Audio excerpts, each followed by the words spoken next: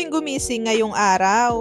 Hindi na nga kami nagluto ng almusal at kako nga baka tanghaliin kami sa aming lakad. Pero syempre, nag-almusal pa rin naman kami bago kami umalis. Nagluto kasi si Ate Jenny ng pancake bago siya pumasok, kaya yun na lang yung aming inalmusal. Alas 9 ng umaga pala yan mga mare, kaya naghahanda na rin kami sa aming pag-alis. Magbubuts na nga lang ako at Diyos ko, napakalamig sa labas. Nagsuot na rin ako ng makapal na jacket, pati na rin ng bonnet, para hindi halata na hindi tayo naligo, honey. Backpack na nga lang pala ang aking gagamitin para sa mga requirements na aking dadalin. Ayoko kasi ng may bitbit dahil ang mga kamay ko ay ilalagay ko sa loob ng aking bulsa. Oh mga mare, mali ang iniisip nyo, hindi ako mag-a-apply ng trabaho. At paglabas nga namin sa likod bahay, na kung saan ay dito naman talaga kami madalas dumadaan, naku mga mare, OA na kung OA, pero naa-amiss pa rin talaga ako tuwing makakakita ko ng snow. At kahit naman araw-araw ko silang nakikita at nakapalibot pa sa akin, honey.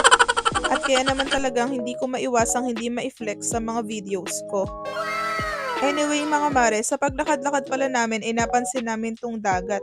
Sobrang lamig siguro ay talagang nagyayelo na siya. Pero walang-wala pa rin talaga ang lugar namin kung ikukumpara sa ibang parte ng Canada. Dahil napapanood ko ang vlog ng ating mga kababayan sa bandang Calgary, part ng Alberta. Meron pa nga akong isang napanood na -40 daw ang temperature nila doon. My God, mga Marcy, parang dinaig mo pa ang nasa freezer, honey. Yung gusto mo lang naman sana maka-experience ng snow, kaya lang baka ma-frozen ka. Do you wanna build a snowman? Elsa?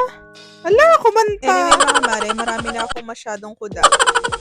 Nabanggit ko nga pala sa inyo kanina na meron kaming pupuntahan at kami ay may lalakarin. Ay siya ay literal po na may lalakarin at kami ay tingnan nyo naglalakad. At dahil wala naman ho kami sariling sasakyan at ayaw din naman po naming mag-taxi, dahil masyado pong mahal ang pagtataksi para sa amin. At dahil kaya naman naming lakarin, ay DG. Anyway mga mare, ngayong araw nga pala ay pupunta kami sa Service Canada. Ang Service Canada nga pala mga mare ay isang ahensya ng gobyerno na nag-aasikaso ng ating mga benefits tulad nito. At nag-aasikaso rin sila ng ating mga passport na mai-expired na para i-renew. Siya nga pala mga Marcy, ang reason nga pala kung bakit kami pupunta sa Service Canada ay para mag-renew ng aming SIN or yung tinatawag natin na Social Insurance Number dahil mag-e-expired na ito sa January 17. Kaya nga lang mga mare, hindi sila nagre-renew ng SIN kapag wala ka pang hawak na bagong work permit at hindi rin pala nila tinatanggap pag authorization letter lamang ang iyong ipapakita. In short mga mare, sayang ang lakad namin dito sa Service Canada.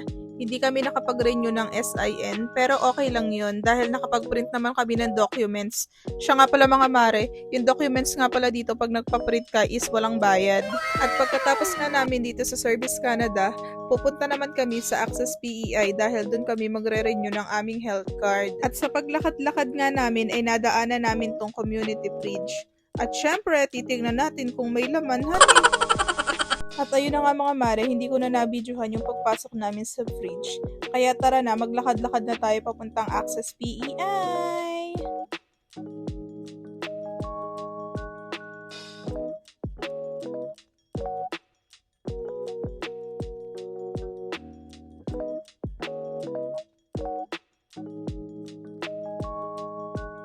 At ayun na nga mga mare, pagdating namin sa Access PEI, sinabi lang namin na magre-renew kami ng bagong health card dahil nga expired na to sa January 17.